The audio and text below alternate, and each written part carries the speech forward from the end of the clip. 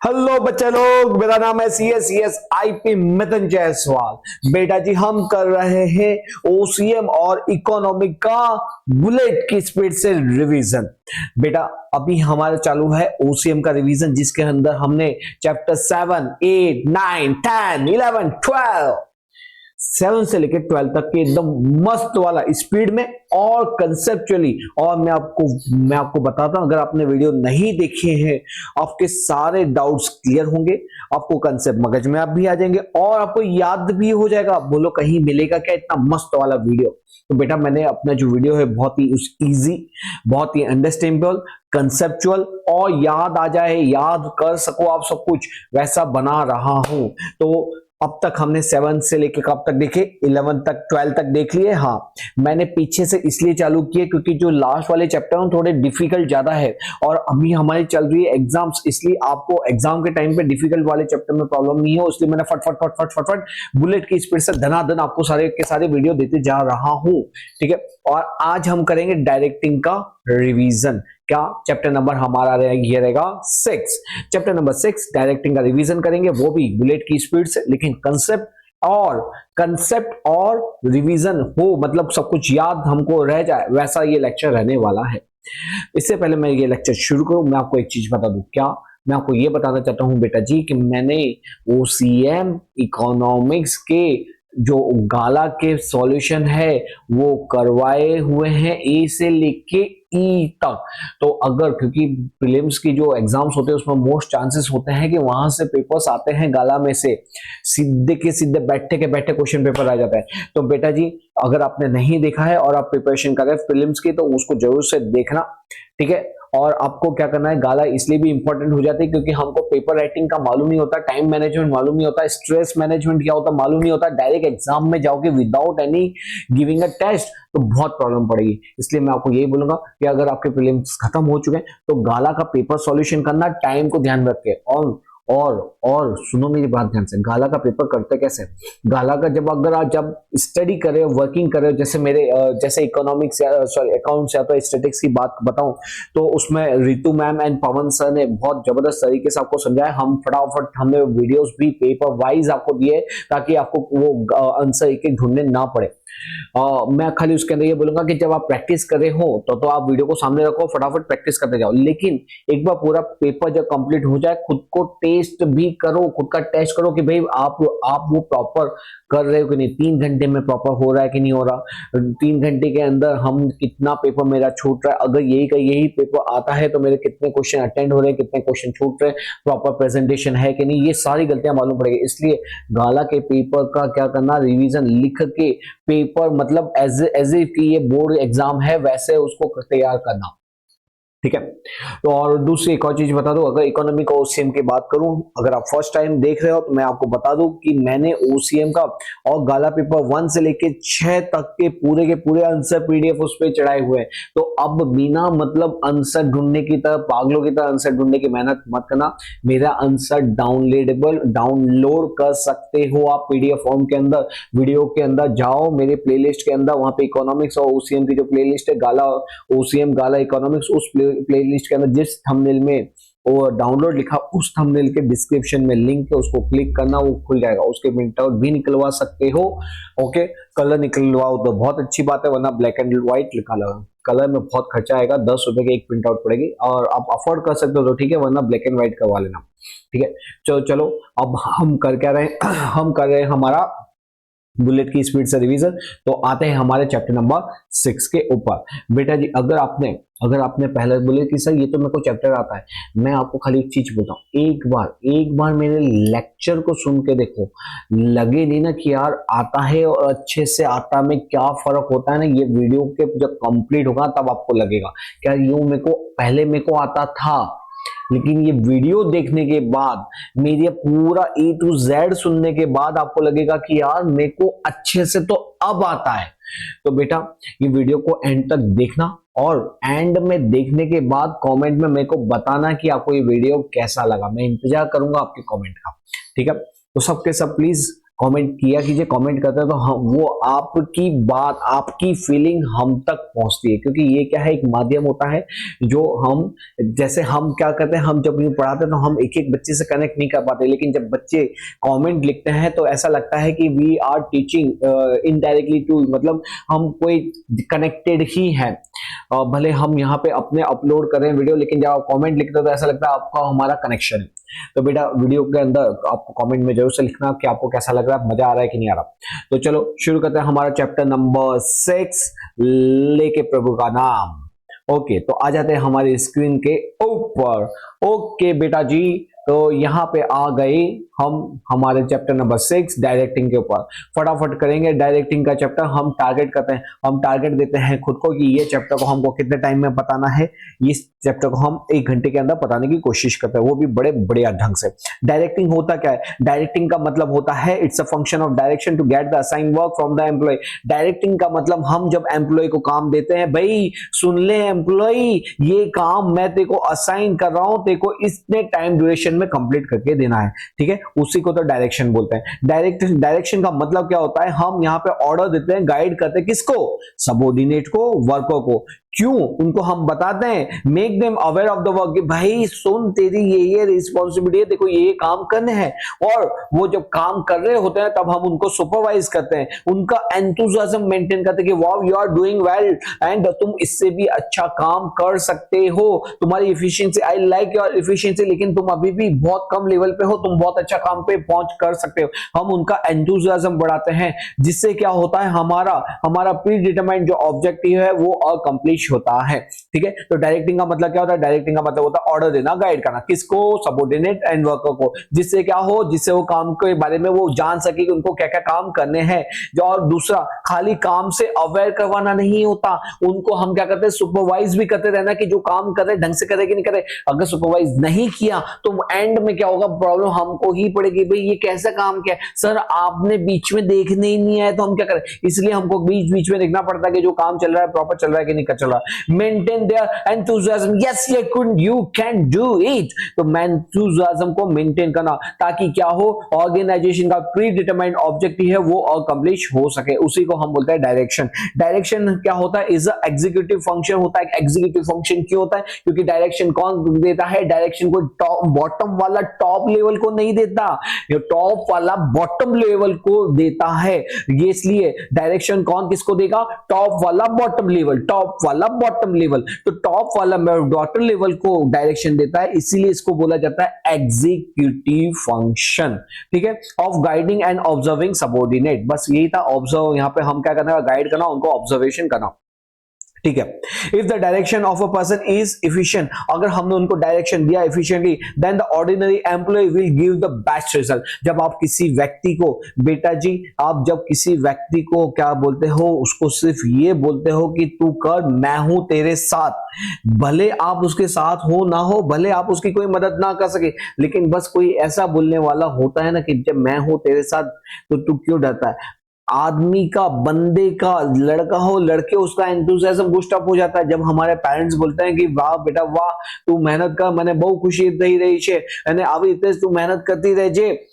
पूरी थकान हमारी मिट जाते कि यार चलो और मेहनत करते हैं। तो बेटा जी यही होता है, एक जब कोई व्यक्ति हमको डायरेक्शन देता है, मोटिवेशन करता है, तो क्या होता है, हम और ज्यादा इससे अच्छे से अच्छा काम करने की कोशिश करते हैं। दस एफिशिएंट डायरेक्शन से क्या होता है, essential part of the management होता है। ओके जी, बेटा बेटा बेटा मेरे को खाली आपको एक चीज बोलनी है, एक चीज याद रखना, ओसीएम के अंदर जो इनिशियल पार्ट होगा ना, इंट्रो, वो आपका सबसे बेस्ट पार्ट होना चाहिए। इंट्रो आपका बेस्ट पार्ट होना चाहिए, क्योंकि 5 नंबर का जो क्वेश्चन आएगा ना, first impression is the last impression होगी। मतलब आपका अगर इंट्रो बढ़िया होगा ना, तो उससे और आपके जो सपोज इंपॉर्टेंस पूछे, एडवांटेज पूछे, कैरेक्टर्स, अगर सारे के सारे कैरेक्टर्स आपने बता दिए, इंट्रो बेस्ट है, तो अंदर जो डिटेल्ड लिखोगे ना, given as below, mention as below, वहां पर डिटेल में इतना कोई पढ़ेगा नहीं, सट सट सट सट उससे टू द पॉइंट आपने लिखा हुआ, उससे रिलेटेड आपको मार्क्स मिल जाएंगे, ठीक है। तो बस 5 मार्क्स पाना है तो इंट्रो को बेस्ट करना है। ओके जी, अब आते हैं हमारे नेक्स्ट पार्ट के ऊपर, कैरेक्टरिस्टिक्स ऑफ डायरेक्शन। बेटा जी डायरेक्शन क्या होता है? बेटा डायरेक्शन जो होता है ना, गोल ओरिएंटेड एक्टिविटी होती है, क्योंकि हम जब डायरेक्शन देते हैं तो हम पर्टिकुलर ऑब्जेक्ट को अचीव करने के लिए हम डायरेक्शन देता है, तो aim to achieve the business objective.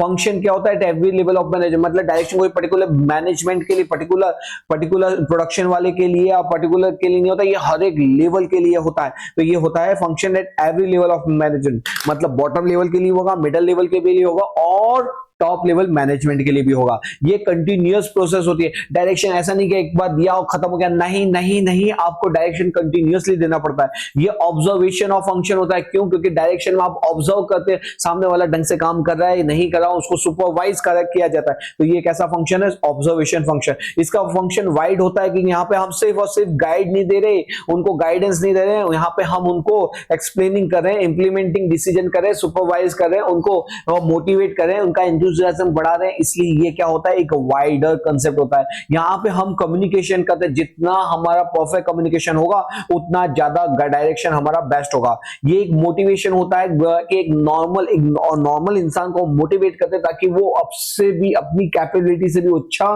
काम करके दिखाए। ये फ्लो ऑफ डायरेक्शन क्या होता है? ये होता है टॉप टू बॉटम। मैंने पहले बोला रहा, ये एग्जीक्यूटिव फंक्शन है, टॉप क्या वाला बॉटम लेवल को डायरेक्शन देता है। And managerial function, it is important function of management. ये क्या है? Important function of management. बेटा इंपॉर्टेंट पॉइंट है कैरेक्टरिस्टिक्स ऑफ डायरेक्शन। फटाफट बोलते जाता हूं, क्या है? फटाफट एक साथ मेरे साथ बोलते जाओ। यस यस बोलोगे तो याद होगा।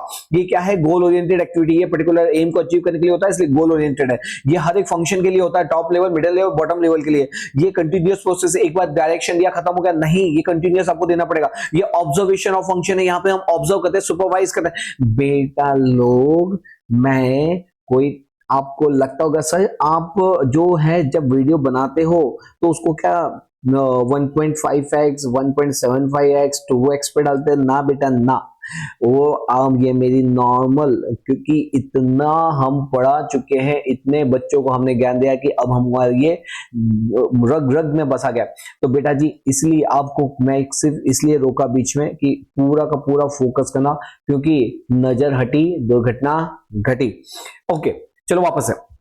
डायरेक्शन कैरेक्टरिस्टिक्स, ये क्या है? गोल ओरिएंटेड, पर्टिकुलर गोल को अचीव करने के लिए होता है। ये हर एक लेवल ऑफ मैनेजमेंट में देखने को मिलता है। ये कंटिन्यूअस प्रोसेस होती है, एक बार आप डायरेक्शन या खत्म हुआ नहीं, कंटिन्यूअस आपको करना पड़ेगा। यहाँ पे सुपरवाइज करना पड़ता है, इसलिए ऑब्जर्वेशन ऑफ फंक्शन है। इसका फंक्शन वाइड है। क्यों? क्योंकि आपको खाली गाइड नहीं करना, उनको सुपरवाइज करना है, उनको मोटिवेट करना है, सब कुछ करना है। तो ये क्या है? वाइडर कंसेप्ट होता है। यहाँ पे आपको कम्युनिकेशन जितना इफेक्टिव होगा उतना बेस्ट डायरेक्शन होगा। यहाँ पे आपको मोटिवेशन करना होता है। यहाँ पे फ्लो ऑफ डायरेक्शन कैसा होता है? Bottom to top, top to bottom, top to bottom, flow of direction from move from top to bottom. Managerial function होता है, ये एक मैनेजमेंट का इंपॉर्टेंट पार्ट होता है। नेक्स्ट आता है इंपॉर्टेंस ऑफ डायरेक्शन। बेटा जी डायरेक्शन में मैंने आपको ऑलरेडी बता चुका हूं कि अचीवमेंट ऑफ बिजनेस ऑब्जेक्टिव कब पॉसिबल है? जब आप लोगों को मोटिवेट करते हो, उनको सुपरवाइज करते हो, उनको प्रॉपर गाइडेंस देते हो, तभी तो वो आपका अचीवमेंट होता है। तो यहाँ पे इंपॉर्टेंस ऑफ डायरेक्शन क्या है? ये लोगों की इफिशियंसी बढ़ाता है। ये असेसमेंट ऑफ इफिशियंसी होता है, मतलब लोगों का परफॉर्मेंस, एम्प्लॉय का जो परफॉर्मेंस है उसको वो क्या उन्होंने प्रॉपर उस काम कर रहे हैं नहीं कर रहे, उसको चेक करना होता है। मोटिवेशन टू द एम्प्लॉय, यहाँ पे डायरेक्शन में हम क्या करते हैं? मोटिवेट करते हैं। इसलिए भी क्या है? इंपॉर्टेंट होता है। इंपॉर्टेंस इसके क्या क्या बेनिफिट होता है? फटाफट पहला क्या बेनिफिट देखा? एफिशिएंसी बढ़ी। दूसरा क्या देखा? यहाँ पे हमने लोगों को ऑब्जर्व किया। तीसरा क्या किया? ऑब्जर्व करके उनका जहां पे वो लेके उसको फाइंड आउट करते हैं और फिर वो उसको हटाते हैं, और ताकि वो और नेक्स्ट टाइम अच्छा परफॉर्म कर सके। हम उनको मोटिवेट करते हैं। इफेक्टिव प्लानिंग, जो हमने प्लानिंग बनाई है ना, वो हमारी इफेक्टिव होती है जब हम क्या करते हैं? गाइडेंस देते हैं। ठीक है।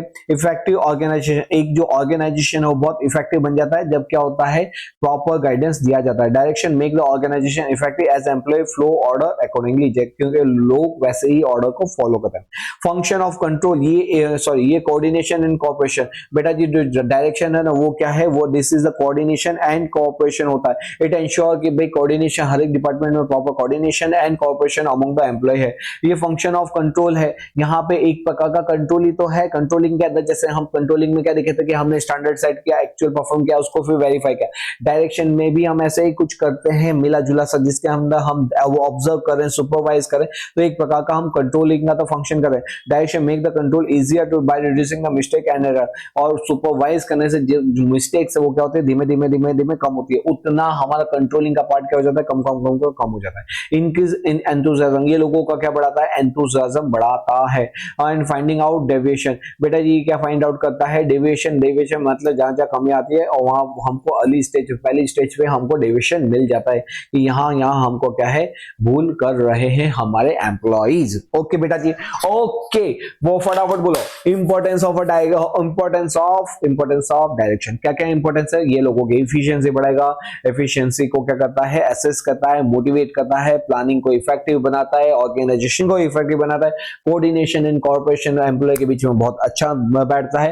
फंक्शन ऑफ कंट्रोल, कंट्रोल का जो पार्ट है चैप्टर नंबर 7 कंट्रोलिंग, वो कंट्रोलिंग के अंदर क्या है, जो हेडेक, जो स्ट्रेस होता है, जो फाइंड आउट फॉल्ट, फिर उसके अंदर डेविएशन फाइंड करना, सही डेविएशन खराब है, वो सब काम क्या हो जाता है, कम हो जाता है जब प्रॉपर डायरेक्शन दिया जाता है। इंक्रीज इन एंथुसियाज्म, लोगों के एंथुसियाज्म बढ़ाना, फाइंडिंग आउट द डेविएशन को फाइंड आउट करता है। ठीक है, बस ये एक पार्ट था। उसके बाद बेटा जी अब ये जो डायरेक्शन है उसमें 4 पार्ट आएंगे, supervision, motivation, leadership and communication, और इसी के साथ हमारा चैप्टर क्या हो जाएगा, खत्म। बस इतना ही। हाँ जी, बस ये 4 पार्ट हैं, उसके बाद आपका चैप्टर क्या हो जाएगा, खत्म हो जाएगा। लेकिन ये छोटे पार्ट नहीं है, थोड़े डिटेल है, क्या है हम देखते हैं। ओके बेटा जी, तो फिर अब हम आते हैं हमारा नेक्स्ट जो एलिमेंट्स ऑफ डायरेक्टिंग है। कितनी बार 1 नंबर का क्वेश्चन आता है, what are the elements of directing, तो ये होता है supervision, motivation, leadership, communication. Okay, supervision का मतलब क्या होता है, अब हम देखते हैं सुपरविजन। बस मैंने आपको जो बोला कि ये बस 4 पढ़ेंगे, चैप्टर खत्म हो जाएगा। बड़ा ही इजी चैप्टर है, मजेदार चैप्टर है। सुपरविजन का मतलब क्या होता है, सुपरविजन का मतलब होता है सुपरवाइज करना, the work done by the worker is a supervision. जब जो वर्कर है उन्होंने जो काम किया उसी को सुपरवाइज करना, उसी को बोलता है सुपरविजन। ठीक है, यहाँ पे the one who does the observation, जो ये ऑब्जर्व कर रहा है, जैसे ये सुपरवाइज कर रहा है इन सभी का काम, तो इसको क्या बोलते हैं, सुपरवाइजर। क्या बोलते हैं, सुपरवाइजर। और ये क्या हो गया, ये वर्कर होगा और ये हो गया सुपरवाइजर। ओके बेटा, supervisor is responsible for the work of a worker and foreman. बेटा जी काम ये करेंगे, लेकिन इसकी अगर कुछ भी प्रॉब्लम आए, तो कोई भी डिफेक्ट होता है, प्रॉपर नहीं हुआ, टाइम पे नहीं हुआ, तो उसके लिए जवाबदार कौन होता है, सुपरवाइजर। इसलिए सुपरवाइजर की रिस्पॉन्सिबिलिटी बनती है कि उसके सबऑर्डिनेट, उसके वर्कर ढंग से काम करे। Supervision function is required at the bottom level of management. जो बॉटम लेवल ऑफ मैनेजमेंट होता है वहां पे खास कर सुपरवाइजन चाहिए होता है, क्योंकि वर्कर अपना काम प्रॉपर करें, टाइम पे करें, कुछ प्रॉब्लम्स तो नहीं आ रही, कुछ प्रॉब्लम जो वर्क एफिशिएंटली हो रहा है वो सब चेक किया जाता है। Supervision means to get the assurance that subordinates have implemented the work given to them as per order and instruction और नॉट। बस जो मैं हिंदी में बताता हूँ वही नेक्स्ट लाइन में इंग्लिश में आ जाता है। तो सुपरविजन का मतलब क्या होता है, उसमें सुपरवाइजर एश्योर करता है कि जो सबऑर्डिनेट जो काम कर रहे हैं, इंप्लीमेंट द वर्क, वो जो काम दिया गया है, जो ऑर्डर उनको दिए गए, जो इंस्ट्रक्शन दिए गए, क्या उसके अकॉर्डिंग ही काम हो रहा है कि नहीं हो रहा। फंक्शन ऑफ सुपरवाइजर, फटाफट, कुछ भी नहीं, 3 नंबर का क्वेश्चन आता है बेटा। फंक्शन ऑफ सुपरवाइजर यहाँ पे क्या करता है, ये रिमूव द हर्डल, जो भी वर्कर को प्रॉब्लम्स आ रही है उसके हर्डल्स को रिमूव करना इसका काम है। सुपरवाइजर का काम होता है गाइडेंस देना, डायरेक्शन देना, सुपरवाइज करना, मोटिवेट करना। वापस से गाइडेंस देना, डायरेक्शन देना, वो सुपरवाइज करना, मोटिवेशन देना। किसको, to complete the work on time and increase the efficiency, worker को देना ताकि टाइम पे वर्क कंप्लीट हो सके और उनकी एफिशिएंसी और ज्यादा बेहतर बन सके। हार्मनी बैठाना with the organisation objective and objective of employee and organisation का जो मेन ऑब्जेक्ट है दोनों के बीच में हार्मनी हो। To maintain the feeling of oneness among the employee आपस में डिशुम करके झगड़े नहीं, उनके बीच में एकता में अनेकता, तो एकता बैठाना उनके बीच में, क्या, to maintain the feeling of कि भाई हम सब एक हैं अमंग द एम्प्लॉई, ऐसा बैठाना। To make the communication work faster, उनको प्रॉपर कम्युनिकेट करना। टू गिव गाइडेंस, उनको डायरेक्ट गाइडेंस देना regarding the use of new technology, अगर कोई न्यू टेक्नोलॉजी तो को कैसे यूज करते हैं, कैसे उसका यूज होता है प्रॉपर, और कैसे उसका फंक्शनिंग होती है, वो सब उसको समझाना।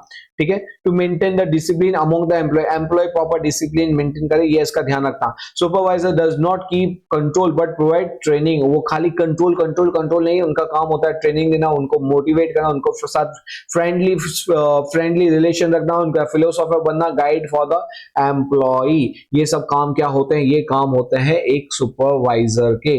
किसके काम होते हैं, सुपरवाइजर। तो ये था हमारा सुपरविजन, और ये जो बंदा है सुपरवाइजर, और फंक्शन ऑफ सुपरवाइजर क्या होता है, तो उसका फंक्शन ये होता है। एक मिनट में फटाफट बता बोलते जाता, हर्डल्स को दूर करना, उनको गाइड करना, डायरेक्शन देना, सुपरवाइज करना, मोटिवेट करना, उनके ऑर्गेनाइजेशन का जो ऑब्जेक्टिव है और एम्प्लॉय का जो ऑब्जेक्टिव, उसके बीच में हार्मनी लाना, एम्प्लॉय के बीच में वननेस की फीलिंग लाना, कम्युनिकेशन को फास्टर बनाना, उनको गाइड करना, किसके रिगार्डिंग, न्यू टेक्नोलॉजी के रिगार्डिंग, कैसे न्यू टेक्नोलॉजी यूज की जाती है, उसके बाद फंक्शनिंग के बारे में समझाना, लोगों के बीच में, एम्प्लॉय के बीच में डिसिप्लिन लाना, और सिर्फ कंट्रोल कंट्रोल कंट्रोल नहीं करना एम्प्लॉय को, उनको प्रॉपर ट्रेनिंग देना, उनके साथ एज अ फ्रेंड रहना, उनका फिलोसोफर बनना और गाइड करना एम्प्लॉय को। ये सब भी काम किसके होते हैं, सुपरवाइजर के काम होते हैं। नेक्स्ट आता है मोटिवेशन बोल रहा हूं, तो यह है नेक्स्ट मोटिवेशन। मोटिवेशन आज के टाइम पे सबसे ज्यादा सभी को, लड़का हो लड़की हो एजेड हो बच्चा हो, सभी को एक ही चीज चाहिए होती है, वो है मोटिवेशन।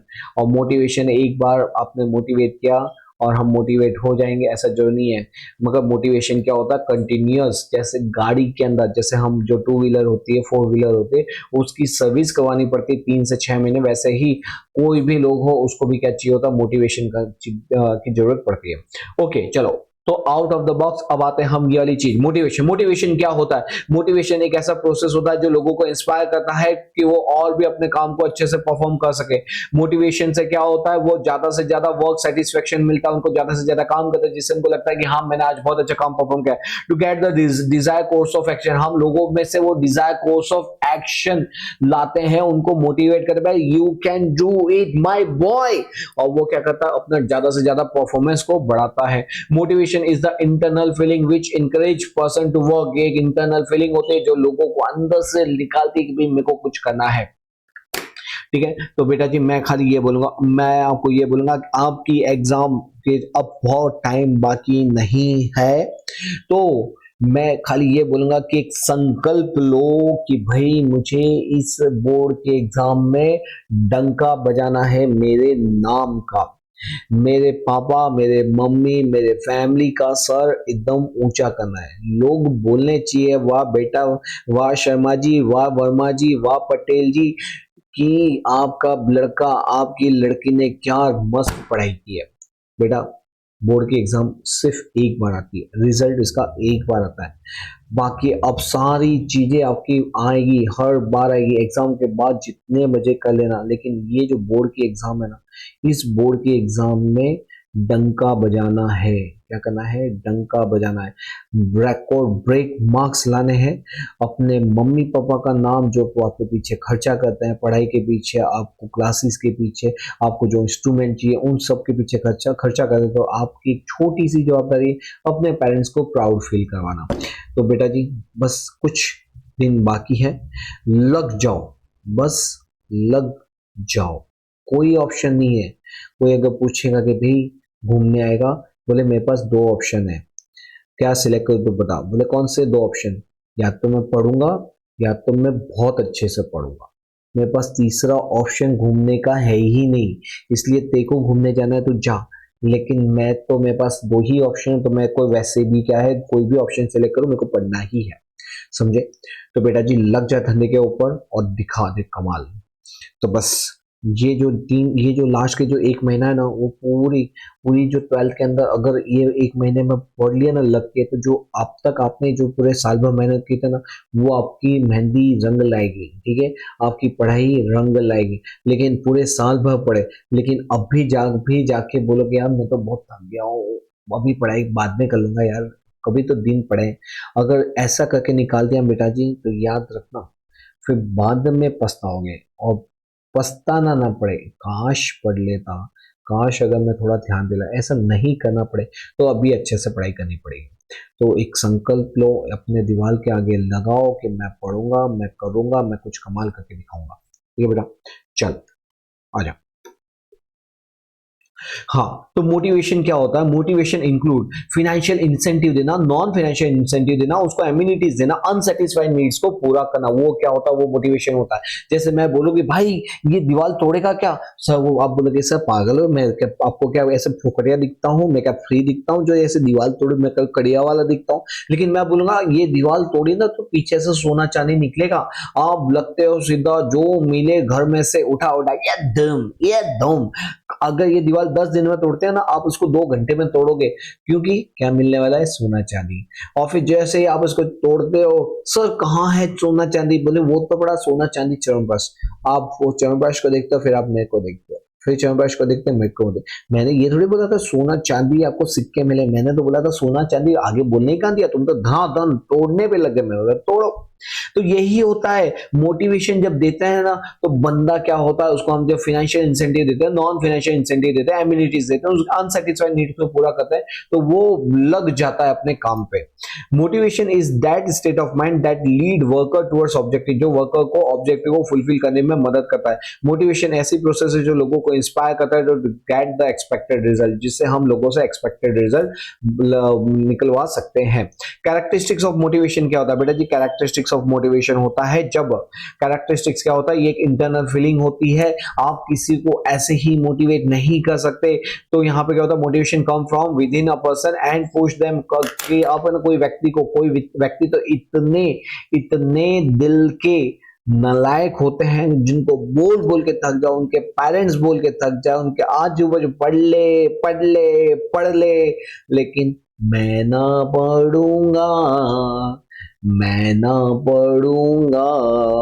तो बेटा जी ये जो पढ़ने की जो फीलिंग होती है, वो इंटरनल फीलिंग होती है। वो जैसे किसी को मोटिवेशन करते हो तो मोटिवेट हो रहा है कि नहीं हो रहा, वो उसके अंदर से डिसाइड होता है।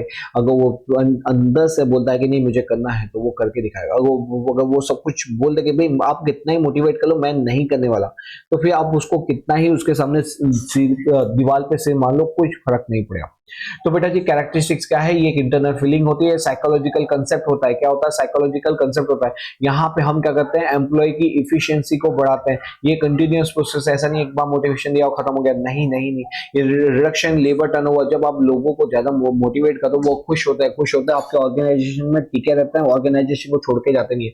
तो आपको जो लेबर टर्नओवर मतलब जो लेबर है, एम्प्लॉय का जाना ऑर्गेनाइजेशन छोड़ के, वो क्या हो जाता है? धीमे धीमे कम हो जाता है। तो reduction in labour turnover rate. Achievement of goal, लोग ज्यादा से ज्यादा मेहनत करते हैं, अच्छे अपने गोल और क्या करते हैं, हमारे ऑर्गेनाइजेशन का गोल को अचीव करने में मदद करते हैं।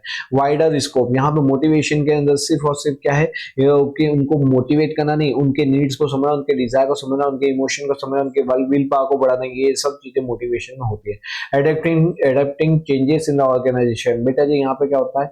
हम motivation help employee accept the organization change easily. मतलब क्या था? एडेप्टिंग चेंजेस मतलब कि जब ऑर्गेनाइजेशन में सपोज मैनुअल वर्क है और आप बोलो कि भाई कल से हम कंप्यूटर वाला वर्क करेंगे, सब लोग मना करेंगे, भाई हमने राखवानो तो राखो, नहीं राखवानो तो ना रखो, लेकिन हमें अभी तो कंप्यूटर फालतू नहीं, हमें नहीं आई सू। लेकिन बेटा क्या होता है? जब आप उसको मोटिवेट करते हो, उसको बोलते हैं कि जो काम 8 घंटे में करा वही तेरा काम 4 घंटे में होगा, बोलते को करना है कि नहीं करना? वो बोलेगा साहेब काले सिखाड़ता हूँ तो आज सिखाड़ी दो, हमारे टाइम बचावानो है, हमारे घरे जल्दी जवानों है। तो इन शॉर्ट कहने का मतलब क्या होता है कि लोग जो चेंजेस इन ऑर्गेनाइजेशन आ रहे हैं ना, उसको जल्दी से एडॉप्ट कर लेते हैं। टूल्स टू गेट कॉर्पोरेशन, हम यहाँ से एक ये टूल होता है जिससे लोगों के बीच में हमको क्या मिलता है? कॉर्पोरेशन मिलता है एक दूसरे का। ये एक पॉजिटिव एटीट्यूड क्रिएट करता है। क्या करता है? पॉजिटिव एटीट्यूड क्रिएट करता है towards the work and organization. One of the function of management, ये क्या है? एक फंक्शन ऑफ मैनेजमेंट भी कहलाता है। Okay, Marcelo hierarchy of needs, बेटा जी हायरार्की ऑफ नीड्स तो बहुत पड़ी होगी। ये मार्शलो की हायरार्की ऑफ नीड्स है। अब ये मार्शलो की ऑफ हायरार्की नीड्स के टोटल कितने प्रकार की होती है? 5 प्रकार की। Marcelo hierarchy needs. अब ये मार्शलो हायरार्की नीड्स क्या होती है? बेटा जी मार्शलो हायरार्की जो नीड्स होती है ना, वो ऐसी नीड्स होती है कि यहाँ पे बेटा हमारे टोटल, ये इन्होंने बोला ये जो अब्राहम मास्लो थे, उन्होंने ये फॉर्मुलेट किया था हायरार्की नीड्स इन प्रायोरिटी ऑर्डर कि हम ऐसा नहीं कि जब आप पढ़ाई के जब आप अपनी स्टडी कंप्लीट करोगे डायरेक्टली क्या सोचोगे, आप एस्टीम नीड्स सोचोगे, सेल्फ एस्टीम। नहीं, जब हम एजुकेटेड बन जाते हैं तब हम सबसे पहले हमारे फिजिकल या तो प्राइमरी नीड्स के बारे में सोचते हैं, देन सेफ्टी नीड्स आती है, देन सोशल नीड्स आती है। ये हमारी लोअर लेवल की नीड्स होती है, तो बेसिक नीड्स होती है, और उसके बाद जब हमारी ये नीड्स सेटिस्फाई होती है तब हम चौथी एंड पांचवी नीड्स के बारे में मतलब हायर नीड्स के बारे में सोचते हैं। ओके, तो यहाँ पे बेटा जी man needs are changing from time to time. तो हमारे जो इंसान है, हमारी जो नीड्स है वो क्या होती रहती है, चेंज होती रहती है टाइम टू टाइम। यहाँ पे this needs decide on the basis of his mental status. Human being are motivated if needs are satisfy. अगर हमारी नीड्स सेटिस्फाई होती रहे तो हम मोटिवेट होंगे, लेकिन नहीं सेटिस्फाई हो तो हम डिप्रेशन में चले जाते हैं। तो बेटा जी यहाँ पे कौन सी नीड्स आती है, पहली नीड्स आती है फिजिकल और प्राइमरी नीड्स। फिजिकल और प्राइमरी नीड्स क्या होते हैं बेटा जी, ये हमारी होती है रोटी कपड़ा और मकान। रोटी कपड़ा और मकान मतलब बेसिक नीड्स होती है। जब हमारी पहली नीड सेटिस्फाई होती है तब हम सोचते हैं सेफ्टी नीड्स। क्या होती है नेक्स्ट नीड्स, कौन सी आती है, सेफ्टी नीड्स, जिसके अंदर हम चाहते हैं हमारी जॉब सिक्योरिटी रहे, हमारे यहाँ पे हमको रेगुलर वेजेस वगैरह मिलते रहे, फिजिकल सेफ्टी हमारी रहे, ये सारे नीड्स के बारे में सोचते हैं। सेफ्टी अगेंस्ट रिस्क इंश्योरेंस वगैरह लेते हैं। तो बेटा जी यहाँ पे हम हमारी कौन सी नीड्स के बारे में सोचते हैं, सेफ्टी नीड्स के बारे में। Therefore man measure like take the insurance, हम क्या सोचते हैं इंश्योरेंस लेने का। Open the saving account open करते हैं, पोस्ट ऑफिस अकाउंट ओपन करते हैं। तो ये क्या होते हैं हमारे, हम चाहते हैं मेंटल पीस, तो हमारी कौन सी नीड्स को सेटिस्फाई करते हैं, सेफ्टी नीड्स को। नेक्स्ट आती है सोशल नीड्स। सोशल नीड्स के अंदर हम चाहते हैं love and affection from the family members, friends, relative, colleague at the workplace and other in the society। जब हमारे सोशल नीड्स खत्म हो जाती है तब हम एस्टीम एंड स्टेटस नीड के बारे में सोचते हैं। कौन सी, esteem and status need. Esteem या तो स्टेटस नीड क्या होती है, यहाँ पे हम चाहते हैं कि हमारा एक रुतबा हो, हमको लोग हम रिस्पेक्ट करें, वो वाली नीड। तो this is also known as position needs, या तो हाई क्लास नीड। क्या पोजिशन, हमारी पोजिशन हो, हमारी हाई क्लास नीड हो, जिसके अंदर हमारा सेल्फ अप्रेजल हो, लोग हमारे रिस्पेक्ट करें, हमारे कलीग हमारे रिस्पेक्ट करें। जब हमारी सेल्फ नीड्स भी का एस्टीम नीड्स या तो स्टेटस नीड फुलफिल होती है तो फिर हम सोचते हैं सेल्फ एस्टीम या तो self actualization need. Self esteem या तो सेल्फ एक्चुअलाइजेशन नीड्स वो वाली नीड्स होती है जिसके अंदर हम कोई व्यक्ति ने जब कोई चीज का नाम लिया जाए, जैसे क्रिकेट का नाम लिया जाए तो हम विराट कोहली, सचिन तेंदुलकर का नाम लेते हैं।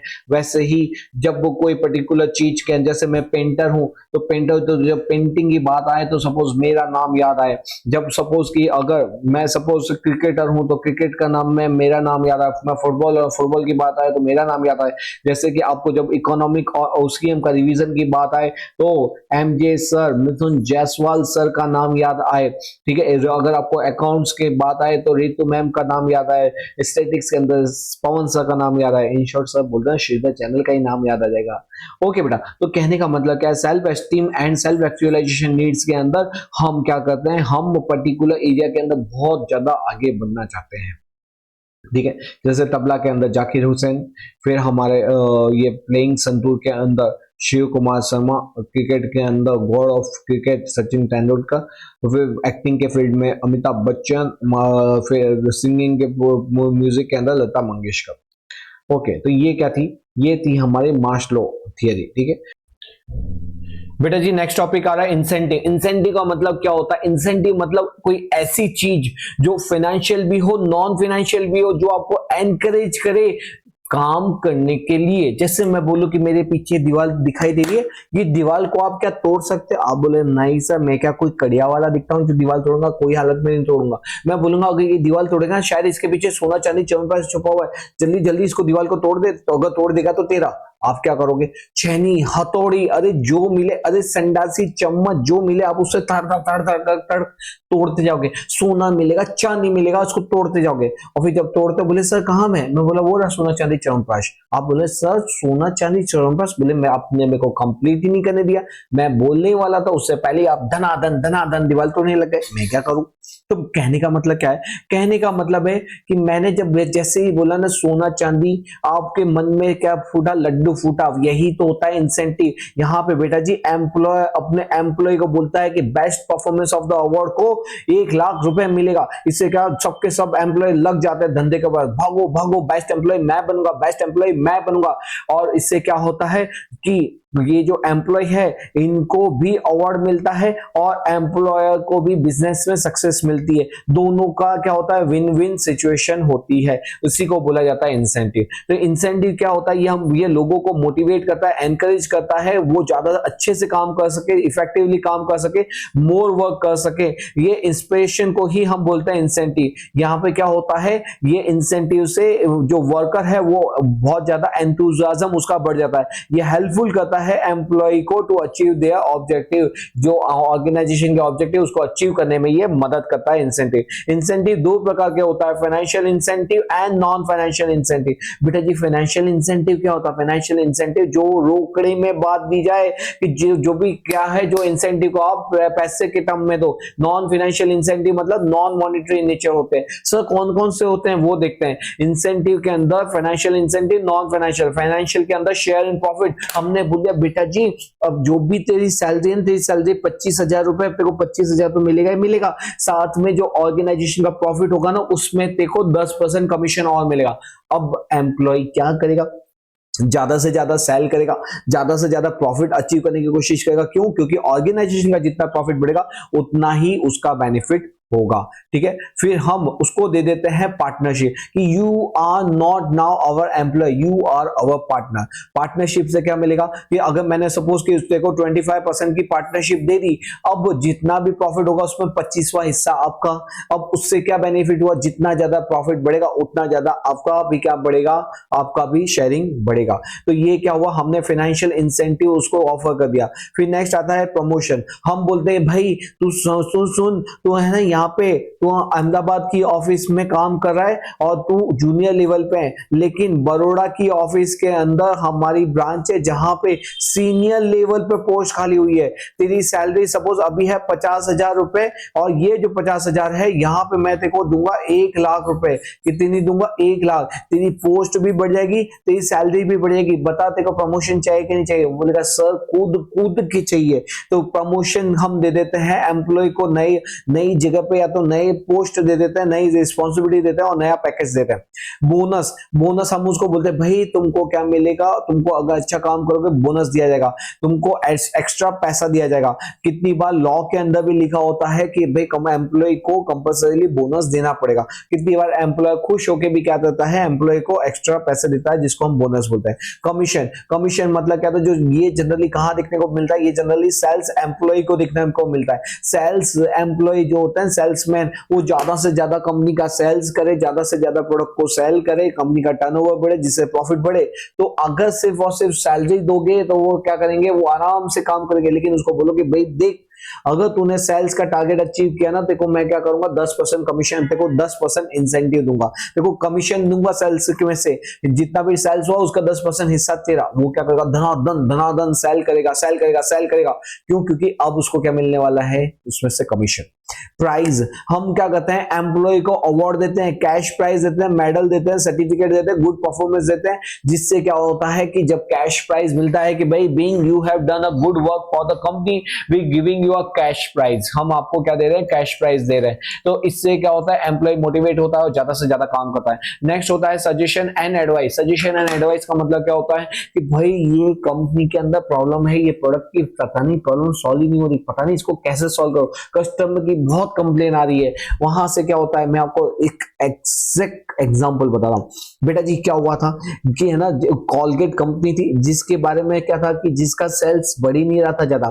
कंपनी परेशान हो गई थी कि कैसे सेल्स बढ़ाए। टीम बैठी, मैनेजमेंट हेड बैठा कि सेल्स को कैसे बढ़ाया जाए।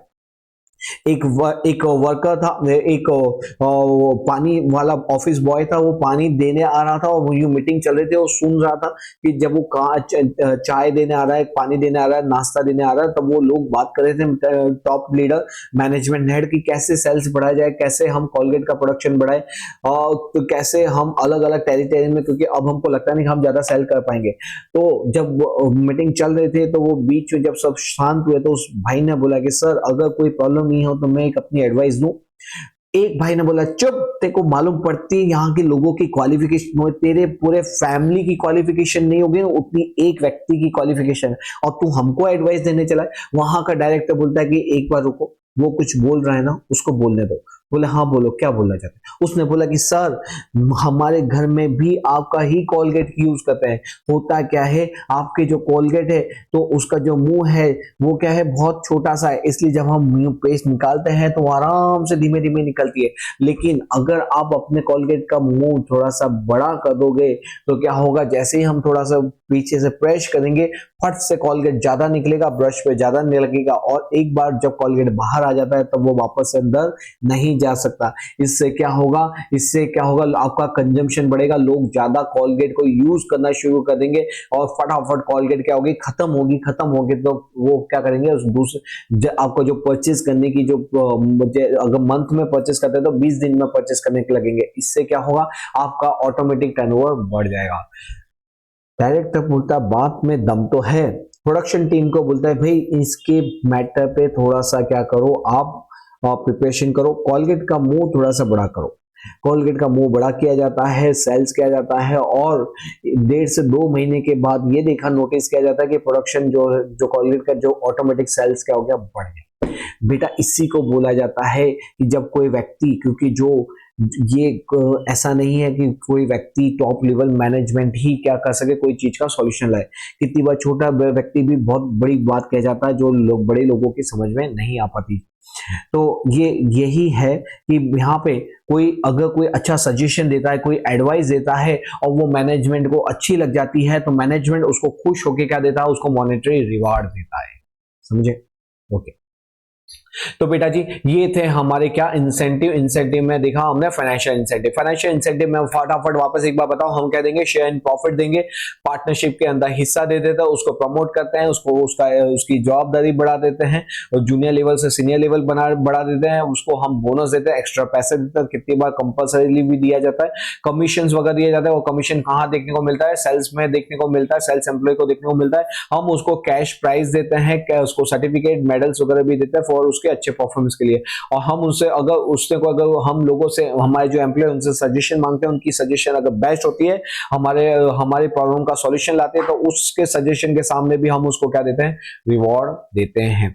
अब नेक्स्ट आ जाते हैं हमारा नॉन फाइनेंशियल इंसेंटिव। बेटा नॉन फाइनेंशियल इंसेंटिव क्या होता है, ये मॉनेटरी टर्म में नहीं होता, इसलिए इसको बोला जाता है नॉन मॉनेटरी इन नेचर। इसमें क्या करते हैं हम उसको बोलते हैं जॉब में आपको सिक्योरिटी मिलेगी, आपकी जो जॉब है ना कंफर्म है, टेम्पररी जॉब नहीं है, अब आप हमारे कंपनी के परमानेंट एम्प्लॉई है। मतलब हमने क्या किया, हमने बोला कि अगर 6 महीने अगर आप अच्छे से काम किए, हम आपकी टेम्पररी जॉब को क्या कर देंगे, परमानेंट जॉब में कन्वर्ट कर देंगे। किस में कर देंगे, परमानेंट जॉब में कन्वर्ट कर देंगे।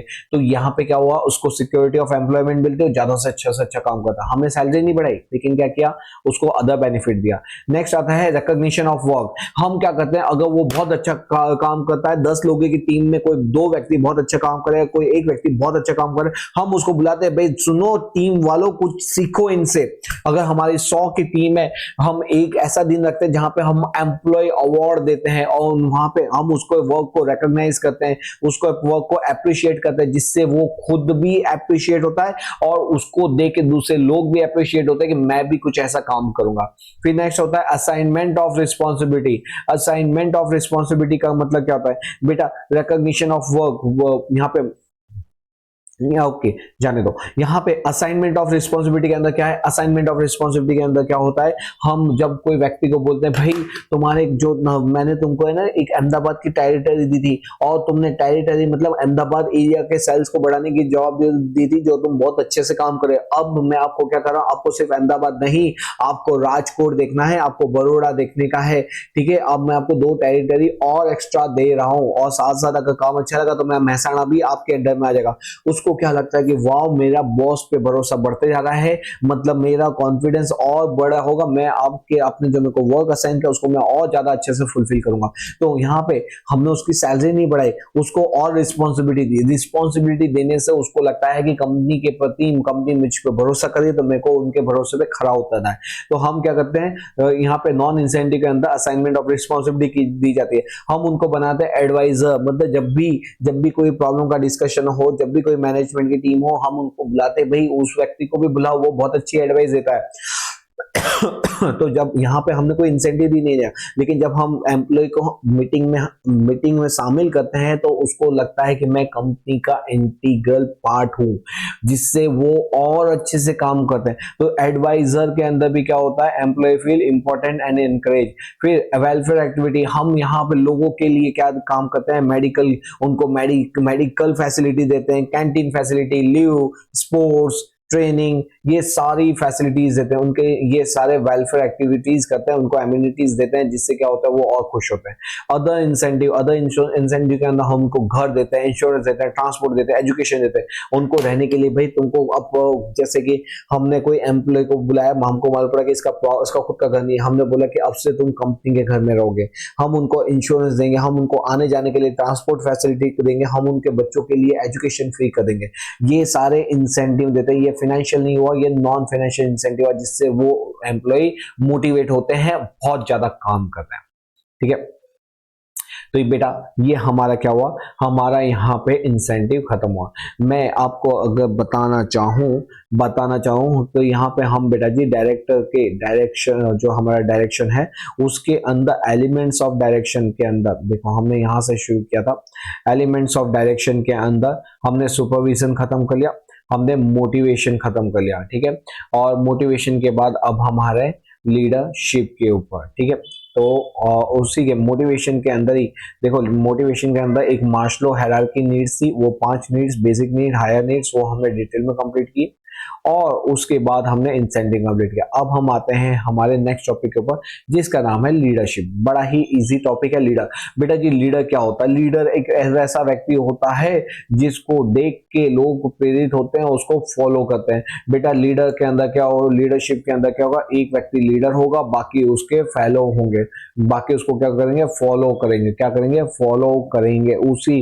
अगर सपोज मैं बोलूं कि मैं लीडर हूं लेकिन मेरे को कोई फॉलो नहीं कर रहा, तो क्या मैं लीडर कहलाऊंगा? नहीं नहीं नहीं, तो मैं लीडर नहीं कहलाऊंगा। तो लीडरशिप के अंदर सबसे इंपॉर्टेंट क्या होना है कि कोई एक ऐसा बंदा जो लोगों को इन्फ्लुएंस करता है, जिसके लोग मानते हैं, जिसको लोग अपनाते हो, उसी को हम लीडरशिप बोलते हैं, उसी को हम अपना लीडर बोलते हैं।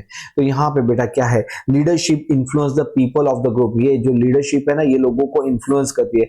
हु विदाउट एनी प्रेशर, अगर ये बोल देने कि आज से हम, वैसे तो हमारी जॉब 6 घंटे की, कितने घंटे की, 6 आवर की, लेकिन आज से हम 8 घंटे रोज मेहनत करेंगे, तो वो क्या होता है, लोग बोलते हैं कि ठीक है आपने बोला, मतलब कंफर्म हम मेहनत करेंगे।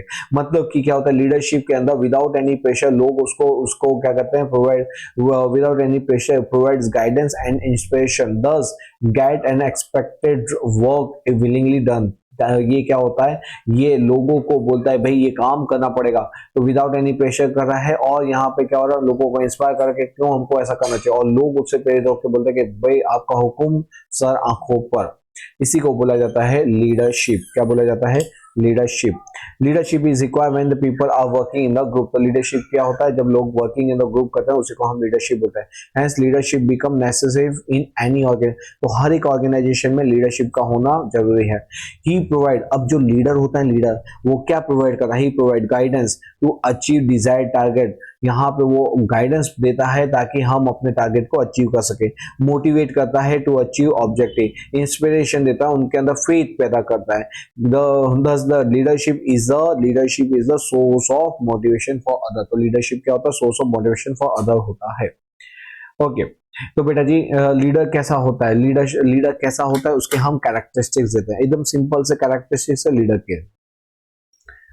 तो हमारा जो लीडरशिप है उसके अंदर क्या क्या कैरेक्टरिस्टिक्स है, तो हमारा लीडरशिप एग्जिस्टेंस ऑफ फॉलोअर्स होना चाहिए। बेटा जब कोई आपका फॉलोवर होगा ही नहीं तो आप लीडर किस बात के, तो आपके लीडरशिप में क्या होना चाहिए, आपके लीडरशिप के अंदर लोग आपको फॉलो, जो आप बोल रहे हो वो आपको सुने और वो आपके आपके वर्ड्स को फॉलो करके आप जो बोलोगे वो हम फॉलो करेंगे, तभी तो उसी को तो लीडरशिप बोलते हैं। ये कंटिन्यूअस प्रोसेस होता है, ऐसा नहीं कि आपने लोगों को एक बार गाइडेंस दिया, एक बार मोटिवेट किया और खत्म हो गया, लोगों ने आपकी एक बार बात में खत्म हो गया, नहीं तो फिर आप किस बात के लीडर। तो ये एक कंटिन्यूअस प्रोसेस होती है। यहाँ पे एक्सेप्टेंस ऑफ लीडरशिप, लोग आपको एक्सेप्ट करने चाहिए एज अ लीडरशिप। अगर मैं बोल रहा हूं कि भाई मेरे बात लोग मानते हैं और आप मेरे को लीडर बना दो और फिर मैं जाके लोगों को बोलो लोग मेरी बात माने नहीं, तो वो काय की लीडरशिप। तो यहाँ पे लोग भी एज अ एक्सेप्ट करने चाहिए कि जो आप बोलोगे वो हम मानेंगे, आपका हुक्म हमारे सर आंखों पर। तो यहाँ पे एक्सेप्टेंस ऑफ लीडरशिप होनी चाहिए, वरना लीडरशिप नहीं कहलाती। यहाँ पे create formal and effective relationship, जब है ना एक लीडरशिप होती है ना लीडरशिप,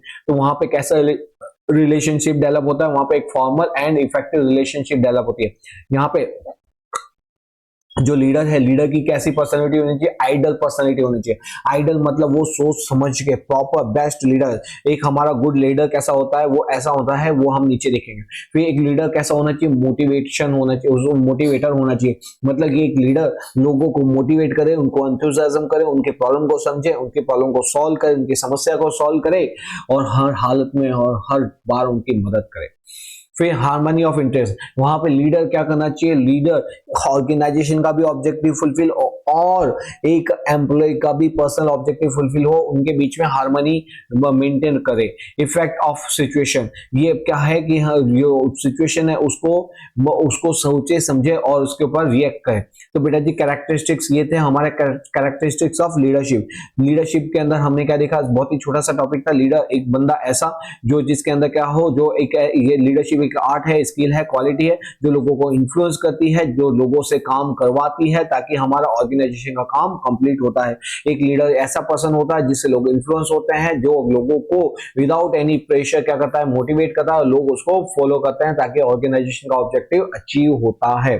ठीक है, और ये थे हमारे इसके कैरेक्टरिस्टिक्स। अब एक क्वालिटी ऑफ गुड लीडर होती कैसे, एक गुड लीडर होता क्या, तो गुड लीडर में होता है फिजिकल क्वालिटी। फिजिकल मतलब उसका good health, physical structure, attractive physics, cheerful nature और इंस्पायर्ड द सबऑर्डिनेट्स, ये उसका क्या होगा, फिजिकल क्वालिटी होती है। दूसरा होता है इंटेलेक्चुअल क्वालिटी। इंटेलेक्चुअल क्वालिटी मतलब एक लीडर और कैसा होना चाहिए, देखो इसका नाम हमने ना इसके अंदर हमने क्या है, गुड लीडर की क्वालिटी के अंदर हमने फिजिकल देखा, अब हमने देखा इंटेलेक्चुअल। इंटेलेक्चुअल मतलब सोच समझ के डिसीजन ले, मतलब डिसीजन मेकिंग पावर होना चाहिए, मेंटल एबिलिटी होनी चाहिए, ग्रास्पिंग पावर होना चाहिए, साइंटिफिक अप्रोच होना चाहिए, क्यूरियस होना चाहिए कोई भी चीज के लिए, रीजनिंग होना चाहिए, रीजनिंग एबिलिटी होनी चाहिए, फोरसाइटनेस होनी चाहिए, कैलकुलेटिव स्किल होनी चाहिए, knowledge of inter relation, human relation skill, ये सब होनी चाहिए। साइकोलॉजिकल क्वालिटी, साइकोलॉजिकल मतलब क्या होता, कैसा होता है, वो एक प्लीजेंट होना चाहिए, पर्सनालिटी होनी चाहिए, जील होना चाहिए, करेज होना चाहिए, सेंस होना चाहिए, सेंस ऑफ कॉर्पोरेशन, इंटरेस्ट और in work, affections and patience उसके अंदर होना चाहिए। बेटा मैं आउट ऑफ द वापस आपको थोड़ा सा बाहर जाके एक चीज बताना चाहूंगा। नरेंद्र मोदी जी की फोटो देखी, इससे मेरे को याद आया, अभी चल रहा है ईरान के अंदर जबरदस्त युद्ध चल रहा है ईरान के अंदर, और वहां पे काफी सारे लोग हैं जो फंसे हुए थे। और क्योंकि जब युद्ध की प्रॉब्लम आते हैं तो ये जब दो कंट्री के बीच में युद्ध होता है तो वो ये नहीं देखते कि वो सिविलाइजेशन है कि नहीं, वो डायरेक्टली अटैक करने लगते हैं, जहां देखो वहां पे बमबारी करने लगते हैं, वहां पे लोगों को उड़ा देते हैं, मार देते हैं। हमारे जो प्राइम मिनिस्टर हैं उन्होंने ईरान को बोला कि भाई सुन लो, हमारे इंडियंस आपकी कंट्री में रह रहे हैं, हमारे इंडियंस को कोई प्रॉब्लम नहीं होनी चाहिए, ये युद्ध आपकी और आपकी दूसरी कंट्री के बीच में, लेकिन हमारे लोगों को प्रॉब्लम नहीं होनी चाहिए। और क्या किया उन्होंने, यहाँ से भेजे अपने आदमी, वहां पे जितने भी इंडियंस थे उनको निकाल के वहां से निकाले और सही सलामत इंडिया के अंदर लेके आए। ये अभी लेटेस्ट न्यूज है, जाके देखो। तो ये होता है एक प्राइम मिनिस्टर का कर्तव्य, और ये होता है गुड लीडर जो लोगों की मदद करता है, जो लोग फंसे हुए दूसरी कंट्री, वहां से वो उठा के उनको सेफली यहाँ पे लैंड करवाता है। ठीक है। तो वैसे ही यूक्रेन और रशिया का युद्ध हुआ था, वहां से भी हमने हमारे जो लीडर थे, जो हमारे प्राइम मिनिस्टर, उन्होंने उन लोगों को निकाला हुआ था। चलो आ जाओ, ये तो क्या बात में बात निकली, तो मैंने बोला आपको थोड़ा सा अपडेट करूं। तो ये होता है गुड लीडर की क्वालिटी। तो हमारा गुड लीडर कैसा होना चाहिए, वो फिजिकली मतलब फिट होना चाहिए, और फिर इंटेलेक्चुअली मतलब इंटेलेक्चुअली भी अच्छा होना चाहिए, एंड फिजिकल साइकोलॉजिकल क्वालिटी मतलब एक अच्छा खुश मिजाज, करेज ले सके, लोगों का भरोसा ले सके, सबको लेके चले, उनके बीच में अफेक्शन हो, पेशेंस हो, इंटरेस्ट इन वर्क हो। ये भाई साहब रोज के 18 बोलते कि इस एज में भी, इनकी एज अराउंड 75 ईयर है, और ये अभी मतलब कि कितने 4 से 5 घंटे की नींद सोते हैं। और आप नलायको, आप 8 घंटे के बाद भी, 8 घंटे की नींद लेने के बाद भी बोलते हैं यार आज थकान सी लग रही है, कुछ पढ़ने में इच्छा नहीं हो रही है। तो जाग जा, जाग जा, जैसी बॉडी को पालेगा वैसी बॉडी पलेगी। ठीक है। तो इन शॉर्ट कहने का मतलब क्या है, कहने का मतलब यह है कि गुड लीडर के अंदर ये सारी क्वालिटी होती है। नेक्स्ट टॉपिक और हमारा लास्ट टॉपिक कौन सा है, कम्युनिकेशन। कम्युनिकेशन क्या होता है, कम्युनिकेशन ये जो मैं आपको पढ़ा रहा हूं, ये भी तो एक कम्युनिकेशन ही है। कम्युनिकेशन के अंदर हम प्रोसेस ऑफ एक्सचेंजिंग, हम क्या करते हैं कम्युनिकेशन के अंदर, हम words, letter, instruction, order, thoughts, opinion, emotions वगैरह एक्सप्रेस करते हैं। और ये किसके बीच में होता है, 2 और मोर पीपल के बीच में होता है। ठीक है। अगर कोई जगह पे साइन है ऐसा, इसका मतलब क्या है, यहाँ पे खतरा है, इसको टच मत करना, ये भी तो वन काइंड ऑफ कम्युनिकेशन हुआ। जब हम देखते हैं कि भाई कि एक रोड का निशान ऐसा होता है, इसका मतलब क्या है कि आगे से क्या है, आगे से लेफ्ट टर्न है। ठीक है। तो ये भी तो वन वे ऑफ कम्युनिकेशन हुआ। ठीक है।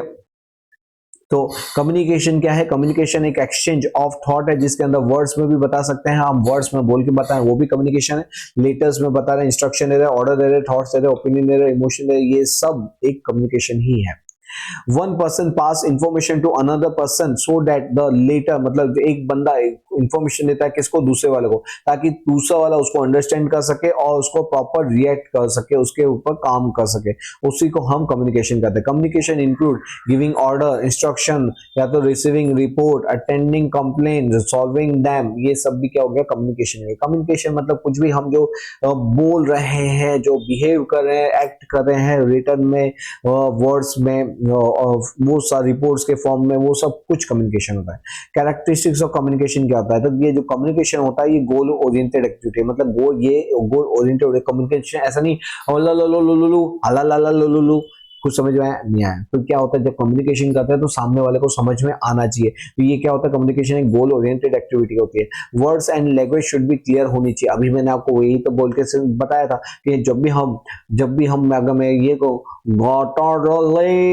मेला दिल तू मेली मंदिल, क्या समझ में आया, बोले नहीं सर मुंह में से सुपारी निकाल के बोलो, तो क्या हुआ, क्या प्रॉपर कम्युनिकेशन हुआ, क्या नहीं। बेटा जी मैं खाली एक चीज बोलूं, ये जो लोग प्रॉपर कम्युनिकेट नहीं कर पाते बिकॉज ऑफ उनकी टंग के कारण, जीभ के कारण, तो हम लोगों को उन बेचारों का मजाक नहीं उड़ाना चाहिए। वो जानबूझ के नहीं करे, कुदरत के कुछ नियम के कारण वो ढंग से बोल नहीं पा रहे, तो don't laugh on such people, respect those kind of person. कितनी बार क्या होता है, मैंने देखा है लोगों को कि कोई अगर कुछ तुतलाता है, कुछ बोल नहीं पाता ढंग से, लोग दूसरे हंसते हैं, वाई सो। कब एक बार आप उसको अपनी जगह रख के देखो कि उसकी जगह आप हो, तो हाउ विल यू फील। तो बेटा किसी के भी रंग रूप का, किसी के भी बोल चाल का, किसी के भी फिजिक्स का कभी मजाक मत उड़ाना भूल के भी, क्योंकि भगवान सब देखता है। आज उसकी बारी है तो कल आपकी भी बारी हो सकती है। ओके। तो यहाँ पे कम्युनिकेशन क्या होता है, कम्युनिकेशन होता है words and language should be clear होने चाहिए। ये 2 वे प्रोसेस होती है, मतलब कम्युनिकेशन में हमसे बोल बोल बोल बोल बोल बोल बोल बोल बोल बोल बोल बोल नहीं करते हम, एक बोलता है दूसरा सुनता है, फिर दूसरा रिवर्ट करता है, फिर हम सुनते हैं। तो कम्युनिकेशन कैसे प्रोसेस है, 2 वे प्रोसेस है। कम्युनिकेशन एक बार कम्युनिकेट किया क्या और फिर 2 महीने के लिए चुपचाप हो जाएंगे, नहीं नहीं, कम्युनिकेशन में ऐसा नहीं होगा। यहाँ पे ये 2 वे एक्टिविटी होती है, क्या होती है, 2 वे एक्टिविटीज होती है। ओके, मैनी इक्विपमेंट कम्युनिकेशन के अंदर बहुत सारे, अब तो क्या होता है कम्युनिकेशन के अंदर ओरल और रिटन के अलावा बहुत सारे इक्विपमेंट होते हैं, जैसे हम टेलीफोन के थ्रू मैसेज करते थे। फैक्स, फैक्स अभी नहीं होता, पहले के टाइम पे होता था। फैक्स क्या होता है, एक लेटर, जैसे एक लेटर को मेरे को आपको देना है, उस लेटर को एक मशीन के अंदर मैं डालूंगा, वो क्या करेगा, मशीन उसको स्कैन करेगा और वो भेज देगा दूसरी, जिस वहां पे एक नंबर मेरे को टाइप करना पड़ेगा, जिसके पास दूसरी सामने वाले के वही फैक्स मशीन होगी, उसका नंबर मैं डायल करूंगा। तो मैं यहाँ पे जब नंबर डायल करूंगा तो उसके फैक्स मशीन पर वो लेटर प्रिंट होकर बाहर निकलेगा। ठीक है, तो ये भी कम्युनिकेशन का मीडियम है, सोर्स है। फिर होता है इंटरनेट, इंटरनेट तो आपको पता नहीं, आज की जनरेशन को बताने की बात ही नहीं है। फिर मोबाइल फोन, एसएमएस, टेलेक्स, ये सब क्या होता है, वे ऑफ कम्युनिकेशन होते हैं।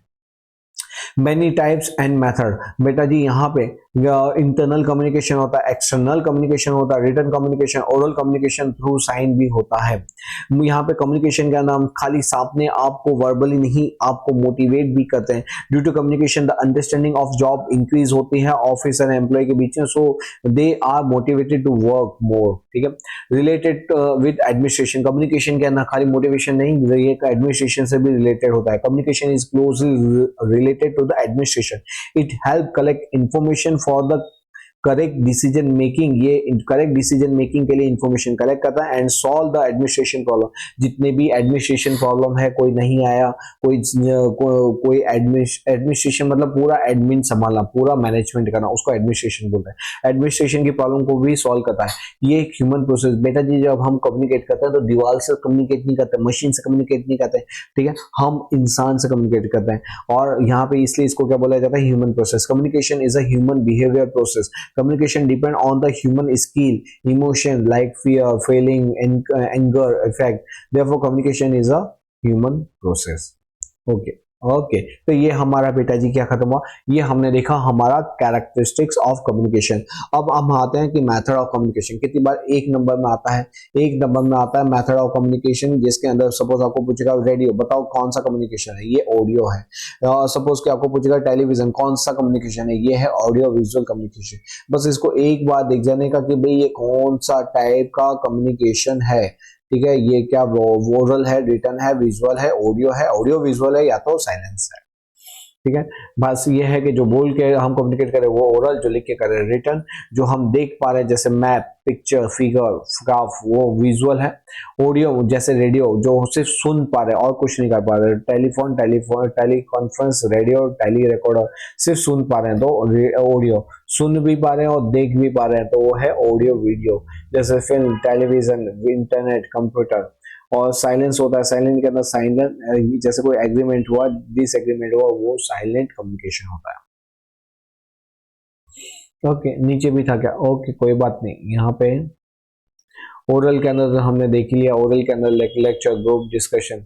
फिर हमने यहाँ पे रिटर्न, रिटर्न में letter writing, manuscript, email etcetera. फिर यहाँ पे हमने देखा था विजुअल के अंदर हमने उसके अलावा current, symbol, sign, video cassette, gesture. ठीक है, अब देखो बेटा यहाँ पे ना दो प्रकार के कम्युनिकेशन होता है, एक फॉर्मल कम्युनिकेशन होता है, एक इनफॉर्मल कम्युनिकेशन होता है। क्या होता है, एक फॉर्मल, एक इनफॉर्मल कम्युनिकेशन होता है। फॉर्मल और इनफॉर्मल के अंदर क्या फर्क है, फॉर्मल कम्युनिकेशन का मतलब होता है बेटा, फॉर्मल कम्युनिकेशन का होता है जहाँ पे रूल्स लगते हैं, जहाँ रेगुलेशन लगते हैं, जहाँ पे टॉप लेवल वाला मैनेजमेंट बॉटम लेवल वाला मैनेजमेंट को कुछ ना कुछ ऑर्डर देता है, उसको बोलते हैं हम फॉर्मल कम्युनिकेशन। इनफॉर्मल कम्युनिकेशन का मतलब क्या होता है, जहाँ पे कोई रूल्स रेगुलेशन नहीं होता, जहाँ पे सुपीरियरिटी और बॉटम लेवल के रिलेशनशिप नहीं होते, जहाँ पे क्या होता है कली के बीच में आपस में अंडरस्टैंडिंग होती है, उस प्रकार के रिलेशन को बोलते हैं इनफॉर्मल कम्युनिकेशन। कैसा, इनफॉर्मल कम्युनिकेशन। तो फॉर्मल कम्युनिकेशन क्या, it depend on the rules regulation और अकम्प्लिशमेंट ऑफ बिजनेस ऑब्जेक्टिव। ये डिपेंड होता है ह्यूमन के रिलेशन के ऊपर। पर्पस क्या होता है, यहाँ पे पर्पस होता है कंट्रोल एंड कोऑर्डिनेशन का। यहाँ पे पर्पस होता है ये ऑर्गेनाइजेशन की कैपेबिलिटी को बढ़ाता है। यहाँ पे बेस क्या होता है, ये रूल्स रेगुलेशंस होते हैं। यहाँ पे कोई भी प्रकार का रूल्स रेगुलेशन नहीं होता, यहाँ पे आपके पर्सनल फ्रेंडली रिलेशनशिप काम आते हैं। कंट्रोल एंड सुपरविजन, यहाँ पे कंट्रोल और सुपरविजन की रिक्वायरमेंट होती है। यहाँ पे तो कोई रूल्स रेगुलेशन ही नहीं होता तो कंट्रोल कैसे करोगे, तो यहाँ पे कोई कंट्रोल की जरूरत नहीं है। कि ये फ्लेक्सिबल होते हैं, नहीं, यहाँ पे जैसे बोला गया वैसे ही कम्युनिकेट करना है, उसी माध्यम में आपको रिपोर्ट बनानी है वो सब। जबकि ये क्या होता है, ये आपको मोर फ्लेक्सिबल होता है, ये टाइम ये सिर्फ जॉब के जो जो वर्किंग आवर्स होता है उस टाइम पे ही कम्युनिकेट किया जाता है। यहाँ पे कहें एट एनी टाइम आप job hours without job hours मतलब दोनों आवर्स में इसको इस वे में कम्युनिकेट कर सकते हैं। इन्फॉर्मेशन इन एडवांस, आपको मालूम होना चाहिए कि आप किससे कम्युनिकेट कर रहे हो और कैसे कम्युनिकेट करना है उससे। लेकिन इनफॉर्मल के अंदर आप किसी से भी कम्युनिकेट करो, कोई भी फॉर्म में कर सकते हो, इसमें कोई पाबंदी नहीं है। ठीक है, अब ये हमने लिखा तो बस अब यही यही आएगा फॉर्मल कम्युनिकेशन है इनफॉर्मल कम्युनिकेशन के अंदर। फटाफट इसको देखते जाते हैं। एनी कम्युनिकेशन जहाँ पे रूल्स रेगुलेशन होंगे तो वो क्या आता है, वो फॉर्मल आता है। ये जहाँ पे क्या होगा, senior and subordinates are formally related होते हैं। यहाँ पे बेटा जी क्या होता है, purpose of this communication to have the control and coordination. यहाँ पे हम लोगों के बीच में कंट्रोल एंड कोऑर्डिनेशन करते हैं। ये रिटर्न फॉर्म के अंदर होता है। ये it is based on organization to organization depend करता है। ये क्लियर एंड इजी अंडरस्टैंडिंग होनी चाहिए। who will send to whom, who will send and the form of information is pre decide, मतलब कौन भेजेगा, किसको भेजेगा, कब भेजेगा और कैसे भेजा जाएगा, सब कुछ प्री डिसाइडेड होता है। इनफॉर्मल का मतलब क्या होता है, इनफॉर्मल कम्युनिकेशन का मतलब होता है जब बेटा जी कोई personal relation, human relation, friendship के बेस पे एक बंदा दूसरे बंदे के लिए काम करता है तो उसको इनफॉर्मल कम्युनिकेशन करता है। ये मोर फ्लेक्सिबल होता है, यहाँ पे कोई कंट्रोल की जरूरत नहीं होते हैं, यहाँ पे बातों से काम चल जाता है। Provide coordination and capability of organization. जब इनफॉर्मल कम्युनिकेशन होता है तो हमको ऑर्गेनाइजेशन की कैपेबिलिटी के ऊपर गर्व होता है कि ऑर्गेनाइजेशन के अंदर कितने लोग समझदार है कि वो एक दूसरे को सपोर्ट करते हैं। ठीक है, ये एक it is not supplementary but complementary to the formal communication. इसको आप इंपॉर्टेंट हाईलाइट कर देना है, इस पे एक नंबर का क्वेश्चन आता है कि कम्युनिकेशन जो इनफॉर्मल कम्युनिकेशन है is not supplementary but complementary to the formal communication, मतलब फॉर्मल का ही एक छोटा हिस्सा है। Okay, barriers to the effective communication बेटा जी बस दो 5 से 10 मिनट में आपके लूंगा और ये चैप्टर हो जाएगा हमारा खत्म। बढ़िया ही ढंग से हमारा चला, बस 10 मिनट के लिए और थोड़ा सा। तू दे दे मेरा साथ, थाम ले मेरा हाथ, फिर जो भी होगा तू बस दे दे मेरा साथ। Okay, barrier of effective communication. मेरी आवाज अच्छी है ना? मेरे को इंडियन आइडल में जाना चाहिए कि नहीं जाना चाहिए? जाना चाहिए सच में। चला, झूठे मक्कार।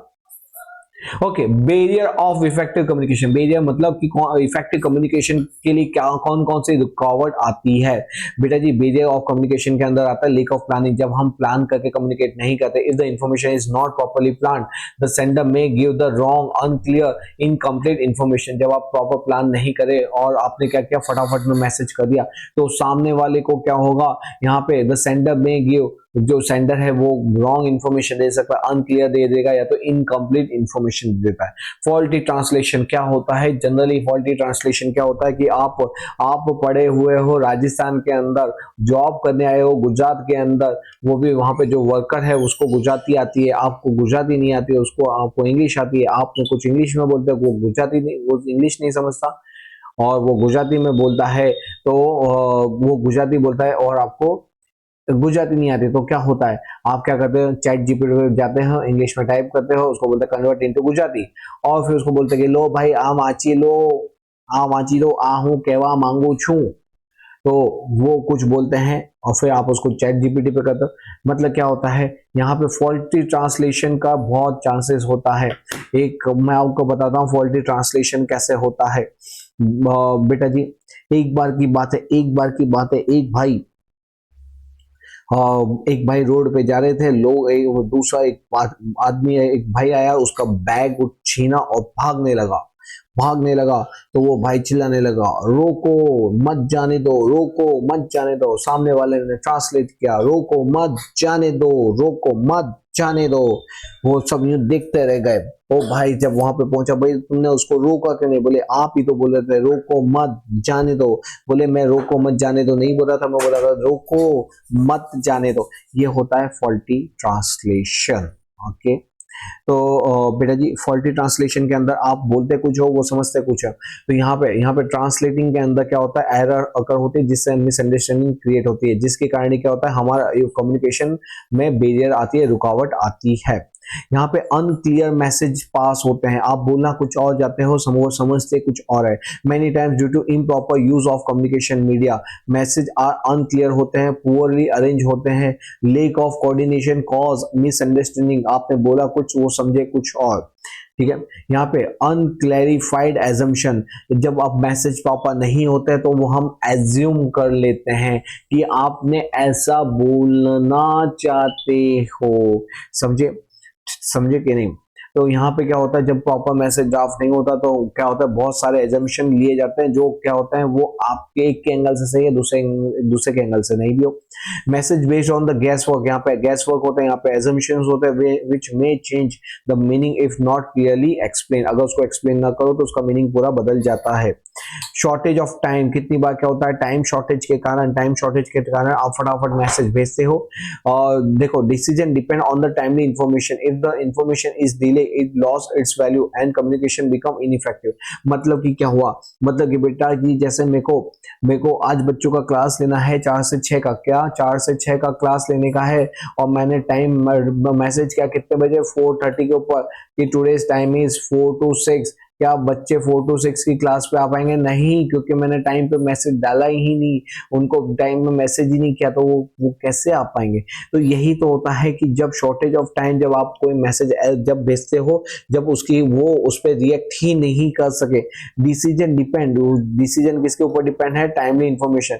जैसे मैंने क्या किया, ऑफिस के अंदर हूं, मैंने बोला कि कल जैसे कल संडे है और tomorrow is Sunday but office remain open, क्या ऑफिस रिमेन ओपन, ये मैंने ईमेल डाला, रिमेन ओपन, ठीक है, सारे एम्प्लॉय का डाल दिया। लेकिन एम्प्लॉय का टाइम क्या था? एम्प्लॉय का टाइम होता है सुबह 9 से 9 to 5 की जॉब होती है। किसकी टाइम? जॉब के टाइम होते हैं 9 to 5 की, और मैंने मैसेज कब डाला? 6 o'clock पे। अब 6 o'clock पे कोई बंदा बैठा ही नहीं है, तो वो उसको कैसे मालूम पड़ेगा कि कल आने का है? ठीक है, तो यहाँ पे क्या होता है, because of shortage of time के कारण भी क्या होता है, मैसेज प्रॉपर्ली कन्वे नहीं हो पाता। फिर ओवरबर्डन ऑफ कम्युनिकेशन, कितनी बार क्या होता है मैनेजमेंट खुद मैसेज नहीं करता, ये क्या करता है, ये सेंडर को बोलता है कि भाई तुम ये मैसेज करो सभी को।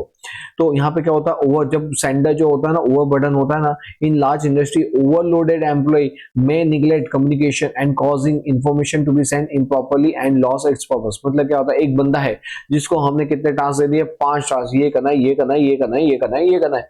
अब बेचारे वो उसको यही लग रहा है कि ये 5 क्या छोड़, मैं 2 भी ढंग से कर पाऊं तो भले भले। उस बीच में हम उसको धनाधन मैसेज भेजे जा रहे हैं कि ये करना है, वो करना, इसके अलावा हमको ये काम भी करना, वो काम भी करना। क्या वो ध्यान दे पाएगा? नहीं, बोलेगा यार यहाँ पे ये काम नहीं पता, और ना तुम मैसेज पे मैसेज की जाए। तो जब सामने वाला बंदा ओवरबर्डन होता है, तब वो मैसेज की जो मैसेज उसको रिसीव होता है उसके अहमियत को समझता नहीं है, उसको इग्नोर कर देता है, और वो क्या बन जाता है, बैरियर टू इफेक्टिव कम्युनिकेशन बन जाता है। फिर आता है हमारा ignorance of message. When management और एम्प्लॉय आर इनअटेंटिव, जब मैनेजमेंट क्या होता है, अनअटेंटिव होता है, उनको इतना फर्क नहीं पड़ता, केयरलेस होते हैं, बोले आया ना मैसेज, ठीक है ना भाई, कोई बात नहीं। मैसेज आर इग्नोर, वो मैसेज को इग्नोर कर देते हैं, कॉजिंग कम्युनिकेशन बैरियर, जिसके कारण क्या होता है, कम्युनिकेशन बैरियर बनता है। सिलेक्शन ऑफ इम्प्रॉपर मीडियम, के अंदर क्या होता है, जब wrong selection of communication media create barrier to the effective communication. बेटा जी मेरे जो वर्कर है ना, मेरे वर्कर वो अनएजुकेटेड है। कैसे अनएजुकेटेड? अब मैंने सारे वर्कर का क्या ईमेल खोल दिया है, ईमेल खुलवा दिया और उनको ईमेल से भेजा, काले તમારે આટલા વાગે આવવાનું છે, કાલે તમારે આ काम કરવાનું છે। इवन ये छोड़ो, ईमेल के अंदर आई हैव टाइप कि tomorrow you have to come sharp at 9 o'clock। Tomorrow's task is that you have to complete the order within you have to produce the goods of 500 kgs। अब क्या होगा बेटा? Whether they know how to use email? No, they don't know how to use email। Whether they know English? No, they don't know English। So whether they understand what you have conveyed? No sir, no। तो यही तो क्या बन जाएगा, barrier to the effective communication करना हो जाएगा। इससे अच्छा क्या कर, तू एक नोटिस बोर्ड लगा, जहां पे वो काम करते हैं उस नोटिस बोर्ड को गुजराती में लिख, ताकि वो पढ़ सके, और ऐसा हो तो उनके साथ वर्बल कम्युनिकेशन कर, ताकि वो और भी इजीली अंडरस्टैंड कर सके। तो ये चीज क्या होती है, ये जो चीज है, ये सारी क्या थी, barrier to the effective communication होती है। अब ये जो डिस्ट्रेस एंड फियर, ये हमारा लास्ट पॉइंट है, डिस्ट्रेस एंड फियर। इसके अंदर क्या होता है, जब है ना, जब आप कोई काम बोलते हैं मैनेजर को। जब मैंने डायरेक्टर बोलता है, भाई डायरेक्टर बोलता है मैनेजर को कि मैनेजर एक काम कर, तू मैसेज कर सभी एम्प्लॉय को कि कल संडे को ऑफिस आने का। अब मैनेजर खुद बोलता है कि कल तो मेरी क्या है, कल मेरे बर्थडे, मेरी वाइफ का बर्थडे, मैं खुद नहीं आऊंगा, मैं दूसरों को कैसे बुलाऊं। तो यहाँ पे क्या होता है, यहाँ पे जब डिस्ट्रस्ट होता है, जब फियर होता है, तो मैनेजर खुद वो मैसेज भी पास ऑन नहीं करता। बोले ना तो मैं मैसेज पढ़ूंगा, ना ही वो मैसेज को पास करूंगा। ठीक है। In an organization with fear and distress, employ doubt message, often distort और hide correct information due to fear और पनिशमेंट, और उसके कारण क्या होता है, विच वीकन द कम्युनिकेशन, जो कम्युनिकेशन को क्या कर देता है, कमजोर बना देता है। ठीक है। मतलब क्या हुआ कि जब हम कम्युनिकेट करते हैं, सामने वाला क्या करता है, उसको डिस्ट्रेस होता है कि उसको भरोसा नहीं होता, इसलिए ना तो वो खुद मैसेज देखता है, ना किसी को पास ऑन करता है। बेटा ये थे हमारे क्या, हमारे बेरियर टू कम्युनिकेशन। अब उसको हम कैसे दूर करेंगे, तो अब हम देखेंगे measure to overcome barrier of communication. तो हम उसके मेजर्स देखेंगे कि कैसे हम इसको उससे ओवरकम हो सके। ओके, अब हमारा लास्ट टॉपिक बच गया बेटा जी। लास्ट टॉपिक है measure to overcome the barrier of communication. मतलब क्या है, ये जो बेरियर्स है ना, जो रुकावटें हैं जो हमको प्रॉपर कम्युनिकेट नहीं होने दे रही, उसको कैसे हम उसको क्या कौन कौन से मेजर्स करेंगे ताकि हम इससे ओवरकम आ सके। पहला, communication should be arrange as per organization structure. बेटा जी आपका ऑर्गेनाइजेशन स्ट्रक्चर जैसा है वैसा कम्युनिकेशन सिस्टम होगा। मतलब जब टॉप लेवल मैनेजमेंट के साथ आप बातें करें तो मेल के थ्रू करोगे, जब बॉटम लेवल वालों के साथ बातें करें तो आप नोटिस बोर्ड पे दोगे, उनको गुजराती में इंग्लिश फ्रेम गुजराती में मैसेज दोगे। तो ये क्या होता है, प्रॉपर हम अरेंजमेंट करेंगे कम्युनिकेशन का। नेक्स्ट है, information given by the sender should be accurate. बोलेंगे कि जो भी इंफॉर्मेशन दी जा रही है सेंडर के द्वारा वो एक्यूरेट होनी चाहिए ताकि जो रिसीवर उसको प्रॉपर्ली समझ सके। And appropriate medium of communication should be selected. मैंने ये ऑलरेडी फर्स्ट पॉइंट में बताया था कि मीडियम ऑफ कम्युनिकेशन भी बहुत इंपॉर्टेंट रोल प्ले करता है। वर्कर को आप बोलोगे कि तुमको मैं ईमेल करूंगा, तुमको पढ़ने का, वर्कर बोले साहब हमने मेल चलाओ तो हमारी पास एक कीपैड मोबाइल से हमें किवी थे जो इशू। तो यहाँ पे प्रॉपर मीडियम ऑफ कम्युनिकेशन होना चाहिए। Communication is a two way process, it should be arrange in a manner that information must be flow both the direction easily. मतलब रिसीवर, सेंडर भी रिसीवर को मैसेज कर सके और रिसीवर भी sender को मैसेज कर सके। ए वन वे कम्युनिकेशन कभी भी नहीं होना चाहिए। Feeling of mutual trust and corporation must be there between the two party. दोनों पार्टी मतलब सेंडर और रिसीवर के बीच में क्या होना चाहिए, म्यूचुअल ट्रस्ट होना चाहिए, कॉर्पोरेशन होना चाहिए। Communication channel should be shorter होना चाहिए। लंबा माल बड़ा 10-10 पेज का कम्युनिकेशन लिख के दे रहा हूं, क्या कोई पढ़ेगा क्या? नहीं पढ़ेगा। कैसा होना चाहिए, वो शॉर्ट होना चाहिए। And there will be no delay in communication. Communication करने में कभी भी कोई डिले नहीं होनी चाहिए। कम्युनिकेशन सिस्टम क्या होना चाहिए, फास्ट होना चाहिए। कम्युनिकेशन सिस्टम कैसा होना चाहिए, गोल ओरिएंटेड होना चाहिए।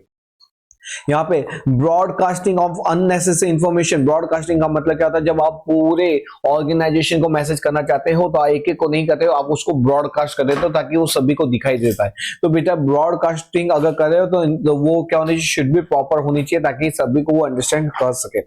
The time to time evaluate the communication system. आपको क्या करना चाहिए, आपको अपनी कम्युनिकेशन चैनल, कम्युनिकेशन सिस्टम को भी इवेल्युएशन करने का कि क्या ये प्रॉपर कम्युनिकेशन सिस्टम है कि नहीं, क्या इसमें कोई चेंजेस करना है कि नहीं, ताकि अगर जहां पे भी लेक हो रही है वो लेक को हम हटाएं, जहां पे भी मिस कम्युनिकेशन हो रहा है, कम्युनिकेशन प्रॉपर नहीं हो तो हम उसको सुधार सके।